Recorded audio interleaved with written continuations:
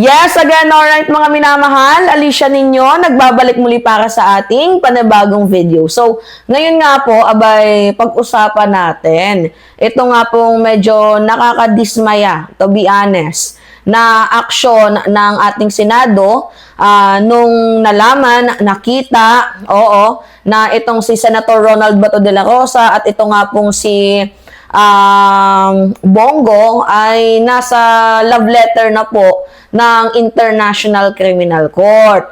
Ngayon, sabi ni Ping, ito yung sabi ni Ping mga minamahal, legal remedies sa pagharap sa kaso sa ICC kasi nagkaroon po sila ng emergency caucus tungkol nga po dito sa posibleng mangyayari if ever man na magkaroon ng warrant of arrest. Itong mga senador na to, pinag-iisipan nila kung ano nga ba yung mabuting hakbang, mabuting aksyon, 'di ba? Kung ano yung dapat gawin, kung idadaan ba yan sa local courts or ibibigay sila doon sa ICC or dito na lamang sila ikukulong sa bansang Pilipinas. So, medyo slightly na-disappoint tayo dito nga po sa naging pahayag ni Senator Ping Lacson. Sabi dito ni Ping, legal remedies sa pagharap sa kaso sa ICC. So, dapat igalang natin ang local courts. From the word itself, dapat natin igalang ang local courts. Yes, I do believe naman mga minamahal na kailangan naman natin igalang ang lokal na korte dito sa bansang Pilipinas. Pero when it comes sa mga senador na hindi naman marunong gumalang sa karapatan, sa buhay, 'di ba, ng mga bata, ng mga Pilipino, I think hindi bagay sa kanila na idaan sila sa local courts. I think dapat ibigay sila dito nga po sa mga naghahanap sa kanila. Kasi mga minamahal, ni-research natin. Posible ba na hindi ibigay ng Pilipinas itong sila Bato at itong sila Bongo? Posible pong mangyari yan. Kasi unang-una mga minamahal, ang International Criminal Court ay may jurisdiction lamang nung miyembro pa tayo from 2011 to 2019. 'Di ba? So, okay, mag-imbestiga sila sa mga panahong iyan. Pero hindi na po pwedeng pasukin tayo ng ICC dahil matagal na nga po tayong umalis. Pero may karapatan ng International Criminal Court na imbestigahan ang mga krimen from 2011 to 2019. So, kahit po umalis tayo, pwede pa rin mag-issue ang ICC ng warrant of arrest. Pero ang pulis po ng bansang Pilipinas ang siyang huhuli dito nga po sa mga kriminal na ito kung sakaling magkaroon ng warrant. So, ganito yan. Yung step by step niyan. Una, 'di ba, kung sakali naman mayroong probable cause, mag-i-issue ng warrant of arrest. So, ang ICC mga minamahal maglalabas ng warrant laban dito kila Bato, kila Bongo kung mayroong probable cause. So, yung warrant na yan, hindi naman po yan automatic na ipapatupad sa bansang Pilipinas. Bakit? Kasi dadaan po yan sa Interpol. So, ang Interpol, hindi din naman po yan korte. Yan po ay isang coordination body ng mga policies agencies. So, kung meron pong ICC warrant, maaaring mag-request ang ICC ng red notice. So, ngayon, ano ba yung red notice mga minamahal? Ang red notice ay para siyang international alert. 'Di ba? Dito nga po sa mga taong merong kinakaharap na kaso. Pero take note mga minamahal, red notice is not also arrest. At hindi din po yan warrant itself. Alert lamang po yan sa isang member countries. Kasi sa Interpol, miyembro pa po tayo. Pero sa ICC, hindi na. Ngayon, paano nga ba ma-aresto ng Pilipinas? Paano sila ma-aresto dito sa Pilipinas? So, medyo dito magiging komplikado mga minamahal. Dahil unang-una, diba, sabi ko nga sa inyo, hindi na nga po miyembro ng International Criminal Court ang bansang Pilipinas. So, walang treaty obligation. So, walang automatic na magko-comply.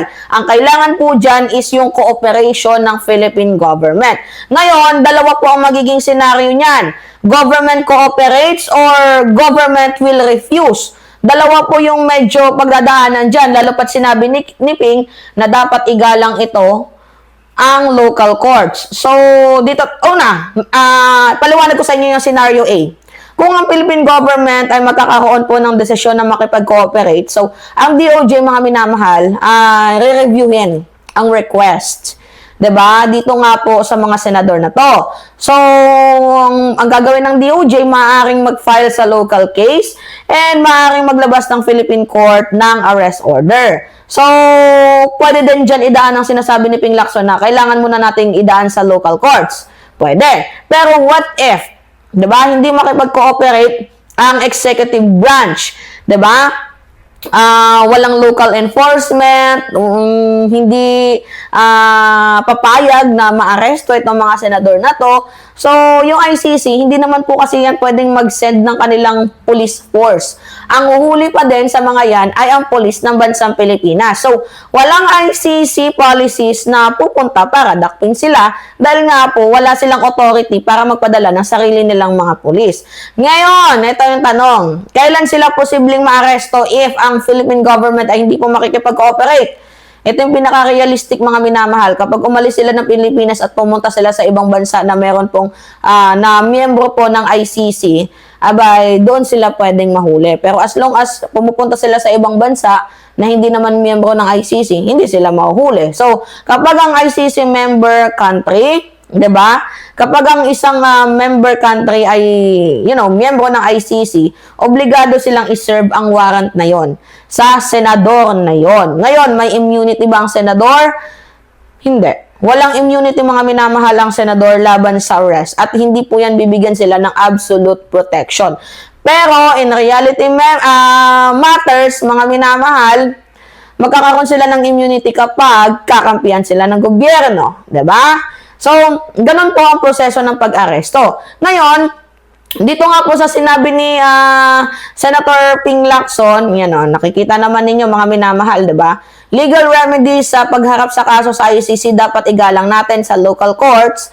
Kapag may warrant of arrest mula sa ibang bansa, ICC o foreign court, dapat ito idaan natin sa local court at mayroong corresponding over galing sa ating local court. 'Di ba? Ilabas para ma-implement ang arrest warrant galing sa foreign entity. So, wala namang masama sa sinabi ni Ping Lacson, pero parang ang nangyayari kasi dito, mga minamahal, niro-rule over na naman ang Pilipinas. Yung Pilipinas nga, wala nga kakayahan na ipahuli itong si Digong, 'di ba? So kung kailangan natin ng mabilis na proseso, ibigay na natin to sa tamang korte. Kasi dito sa Pilipinas, madami pang ek-ek na mangyayari dyan. Kapag ordinaryong Pilipino, ang bilis, diba? Kasuhan, mabilis maglabas ng warrant, mabilis ang pag-aresto, mabilis ang proseso. Pero kapag senador, kapag mayroong mataas na posisyon, parang, biglang may technicalities, biglang may proseso, biglang may sovereignty. Diba? Although tama naman yung sinabi ni Ping na dapat igalang ang local courts, 'di ba, Senado, pero mukha kasi nangyayari nagpoprotektahan sila, 'di ba, which is nakakalungkot. No, mga minamahal. Ngayon, kung sinasabi nila na, paninikil to, wala pong paninikil na nangyayari, mga minamahal.